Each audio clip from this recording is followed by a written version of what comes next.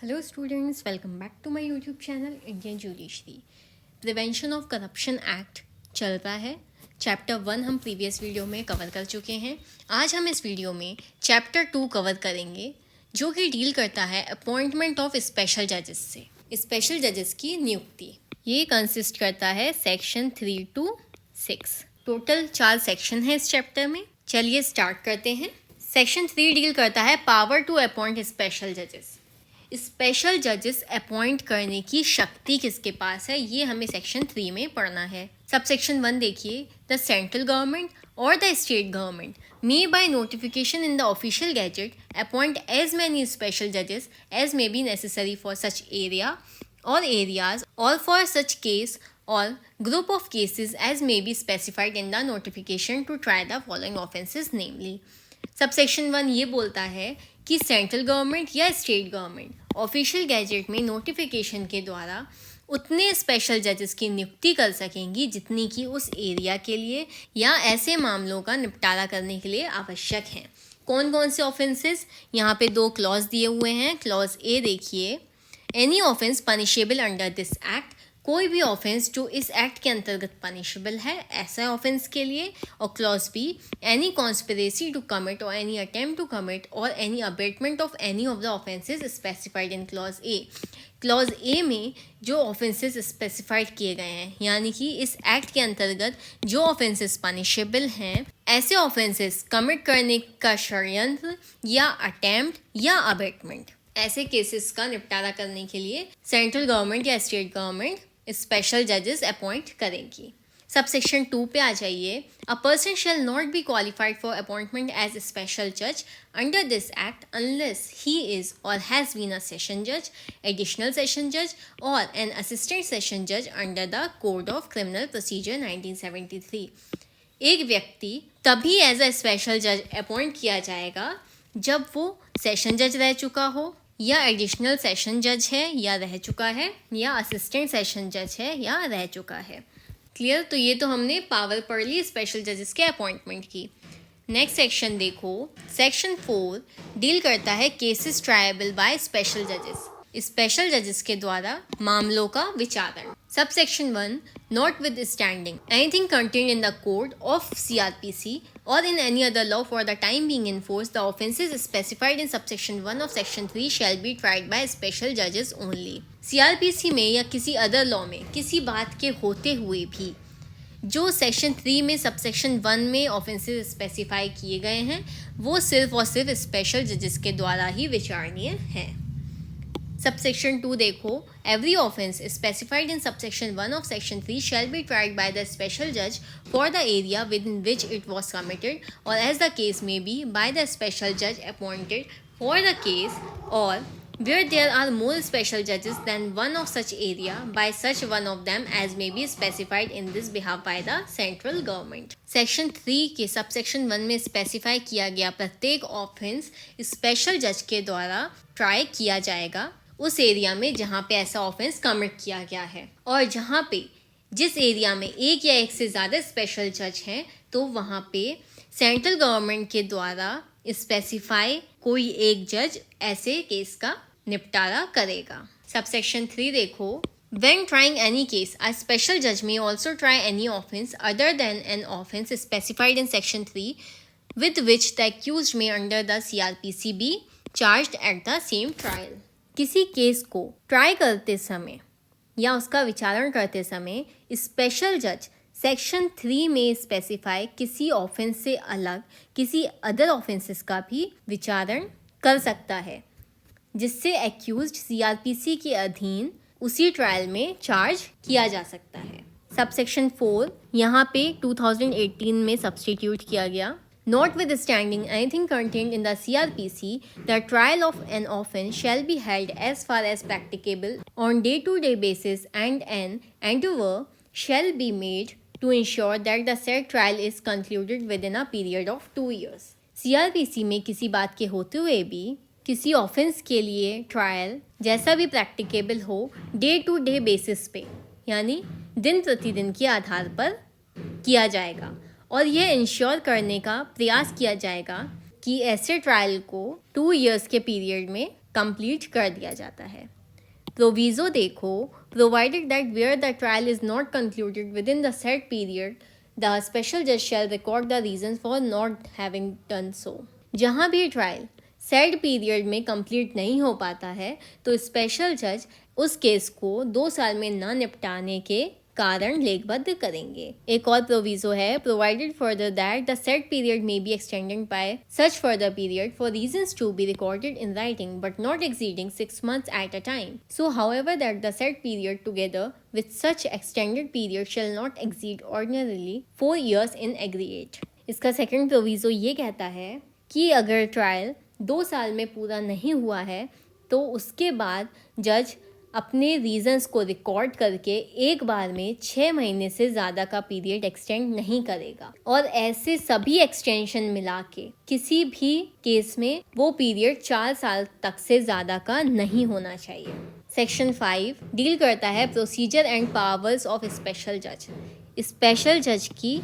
शक्तियाँ और प्रक्रिया। सब सेक्शन 1 अ स्पेशल जज may take cognizance of offenses without the accused being committed to him for trial, and in trying the accused person shall follow the procedure prescribed by the CRPC for the trial of warrant cases by magistrates। Special जज accused का trial किए बिना भी offences का cognizance कर सकता है, यानी अपराधों का संज्ञान कर सकता है, और वह एक्यूज्ड पर्सन के ट्रायल में CRPC में मजिस्ट्रेटों के द्वारा वारंट केसेस के लिए प्रिस्क्राइब प्रोसीजर को फॉलो करेगा।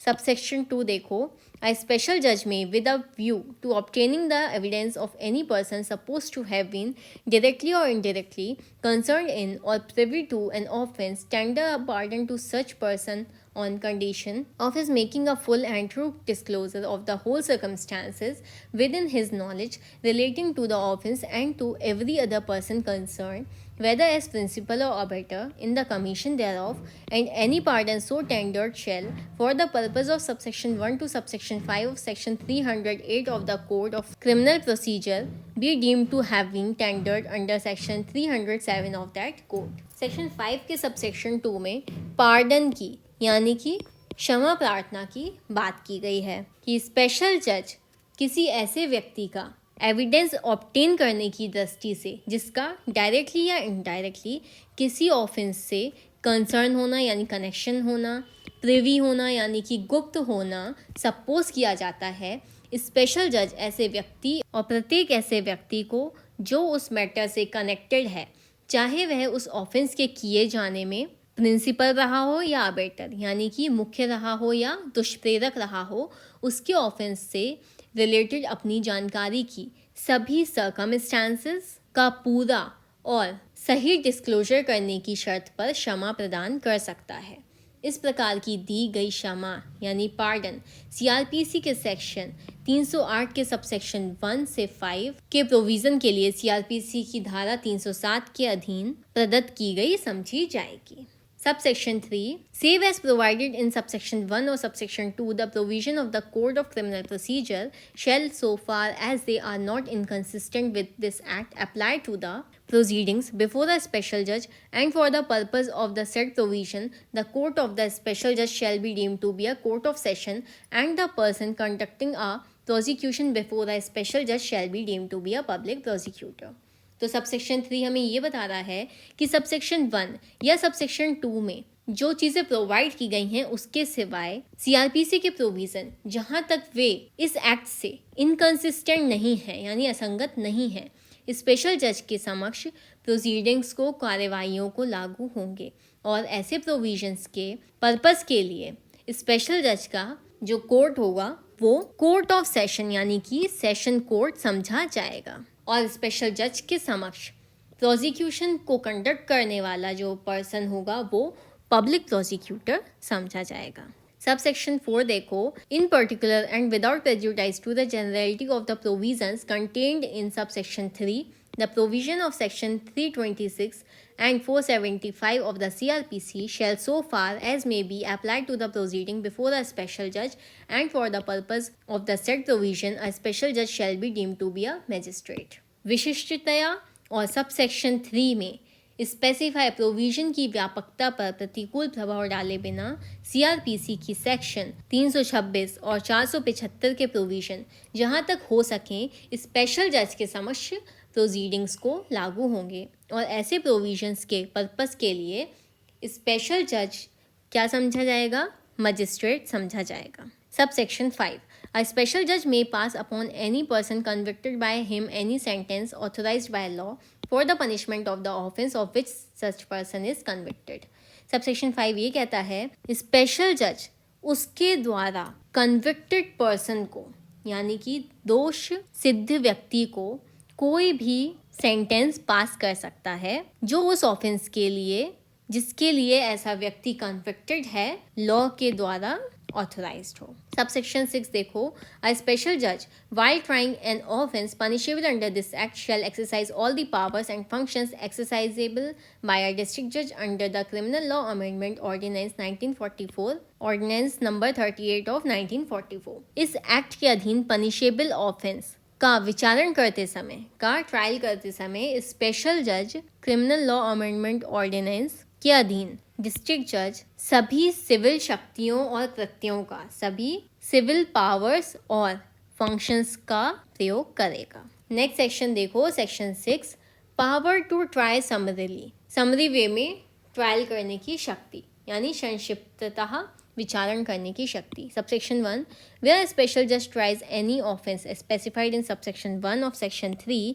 alleged to have been committed by a public servant in relation to the contravention of any special order referred to in subsection 1 of section 12A of the Essential Commodities Act 1955 or of an order referred to in clause A of subsection 2 of that section, then notwithstanding anything contained in subsection 1 of section 5 of this act or section 260 of the Code of Criminal Procedure, the special judge shall try the offence in a summary way, and the provision of section 262 to 265 of the said code shall as far as may be applied to such trial। Section 6 का subsection 1 कहता है जहां कोई special जज section 3 के subsection 1 में specify ऐसे offence का ट्रायल करता है जो कि एसेंशियल कमोडिटीज़ एक्ट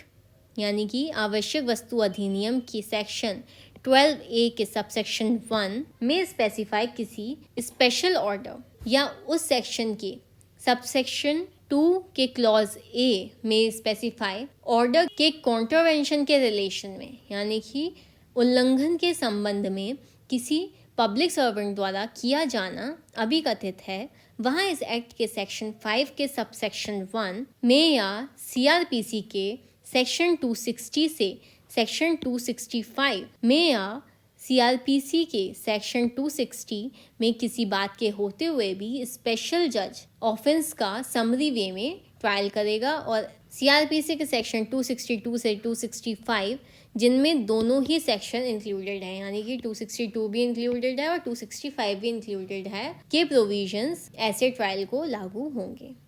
प्रोविजो देखिए, provided that in the case of any conviction in a summary trial under this section it shall be lawful for the special जज to pass a sentence of imprisonment for a term not exceeding 1 year. इसका proviso ये कहता है कि इस section के अधीन किसी समरी ट्रायल में किसी कन्विक्शन के केस में यानी कि दोष सिद्धि के केस में स्पेशल जज के लिए लॉफुल होगा कि वो 1 साल तक की पनिशमेंट दे सकता है। नेक्स्ट प्रोविजो देखो, provided further that when at the commencement of or in the course of a summary trial under this section it appears to the special जज that the nature of the case is such that a sentence of imprisonment for a term exceeding 1 year may have to be passed or that it is for any other reason undesirable to try the case summarily, the special judge shall, after hearing the parties, record an order to that effect and thereafter recall any witnesses who may have been examined and proceed to hear or rehear the case in accordance with the procedure prescribed by the said court for the trial of warrant cases by magistrates। Second proviso इस section का ये कहता है कि इस section के अधीन जब किसी समरी ट्रायल के प्रारंभ में या उसके अनुक्रम में स्पेशल जज को यह प्रतीत होता है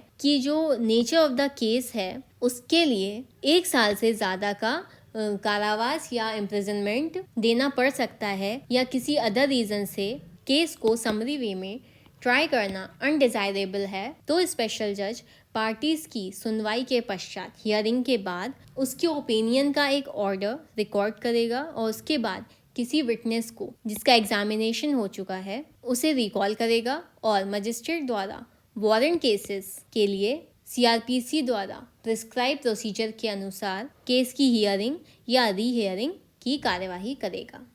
subsection 2, Notwithstanding anything to the contrary contained in this act or in the Code of Criminal Procedure, there shall be no appeal by a convicted person in any case tried summarily under this section in which the special judge passes a sentence of imprisonment not exceeding 1 month and of fine not exceeding 2,000 rupees, whether or not any order under Section 452 of the said code is made in addition to such sentence, but an appeal shall lie where any sentence in excess of the aforesaid limits is passed by the special judge. इस act या CrPC में किसी प्रतिकूल बात के होते हुए भी इस सेक्शन के अधीन समरी ट्रायल किए गए किसी मामले में जिसमें स्पेशल जज 1 महीने तक का या 2,000 रुपये तक का सेंटेंस पास करता है, चाहे उस प्रोसीजर की सेक्शन